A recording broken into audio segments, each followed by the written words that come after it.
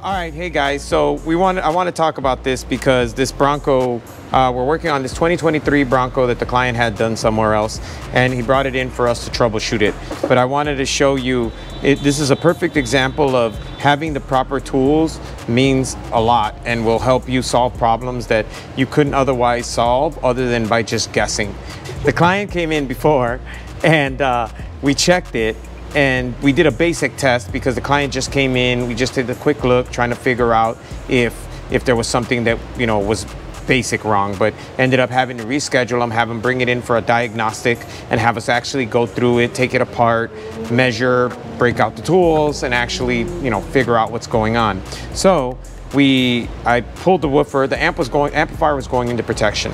So I pulled the woofer, put a new woofer, and the first thing we typically do is we check impedance, right? So basically we're just gonna check each coil. So hold on a second, let that stabilize. So 4 ohms, which is, this is a dual, right there, it's a dual 4 ohms driver. So obviously 4 ohms, one coil says it's 4. Nominal, so other coil says it's 4, basically it's 4, right? So then we hooked up our new sub and the system still shut down. So obviously then there's something else wrong. So what we do then is check that none of the speaker wires are shorted to ground. And in this case, they were. Two of the 4 wires were dead shorted to ground, both the positive and the negative. So after taking apart the enclosure, removing the sub, removing the enclosure, we figured out that they were pinched to the sheet metal. So you could see the fold in it. Well, it didn't happen right away, but over time, with the shaking, it rubbed its way through, and you can actually see the burn mark on that wire.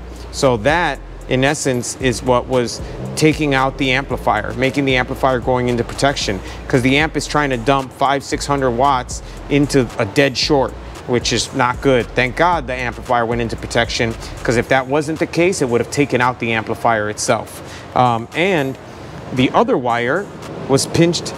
You could tell that they had removed it and put it back in and pinched it a second time in a different location, and it was starting to cut through there. It hadn't gone all the way through, but you can already start to see a little bit of the burn there.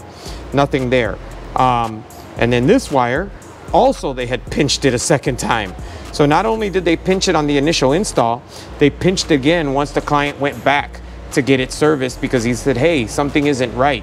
It doesn't sound right. It doesn't, you know, it's just not doing. The client spent a lot of money. I mean, this is really good equipment. It's a really good sub, really good monoblock amp. He's got a great high-low converter, all the proper stuff. And the install appears to be done well on the surface. Everything that you can see looks great. It's pretty, it's got the right tape on it, all that.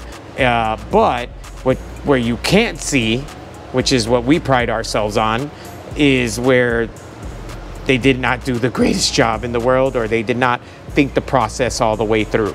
If you're having work done on a brand new vehicle, really vet the shop. Really make sure that the shop knows what they're doing, preferably if they've done the vehicle before, if they have pictures, but video is the best, right? If they have a video or even pictures of a build that they've done, or if they're used to working on a lot of brand new vehicles, right? If you go to their shop and they've worked on all kinds of brand new vehicles, then probably they're very experienced. The thing is, with these new vehicles, you really have to pay attention to the install, and all the details matter. And if you don't have the proper tools with these new vehicles, you're not going to get the results that you're looking for. You're going to pay all this money and not have a proper result and not have what you paid for, in essence. So on the video, I also talked about when they mounted the amplifier. So this is another one of our big no-nos. So one of the major things is making a hole in the vehicle.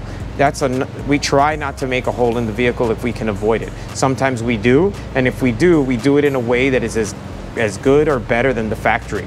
But one of our major no-nos is we do not drill to the outside of the vehicle from the inside, because any hole that's on the outside of the vehicle, especially the bottom, is going to get salt and water, and it's eventually going to rust and going to rust the vehicle. Now, it may not happen 5 years from now, 10 years from now, but you're going to get rust, and now you're going to have holes in the floor, right? So in this vehicle, it's insane. So they mounted the amp. The back of it's just mounted through the carpet, but the front of it is mounted with 2 giant drywalls. I mean, these things are this big.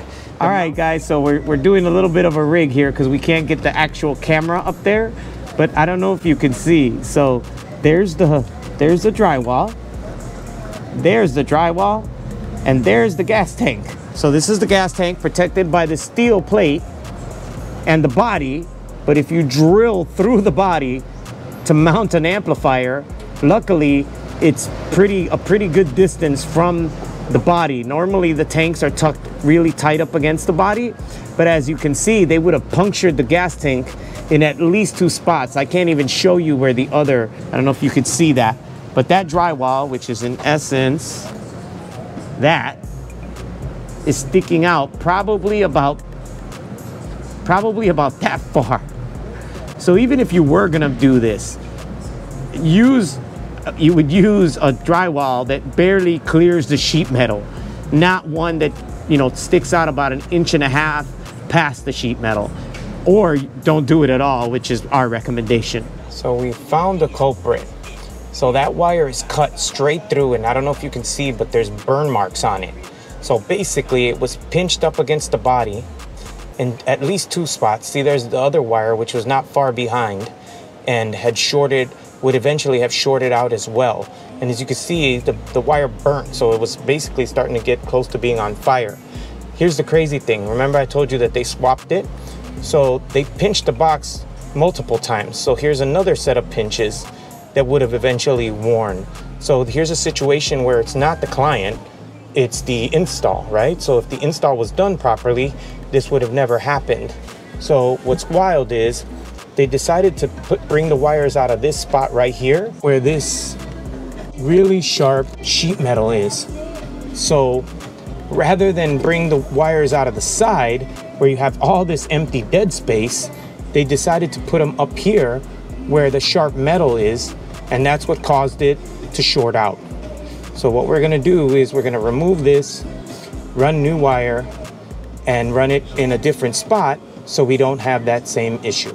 So what we're gonna do is, now that we fixed the problem, we're gonna get the client a brand new sub, drop it in there, and he should be good to go.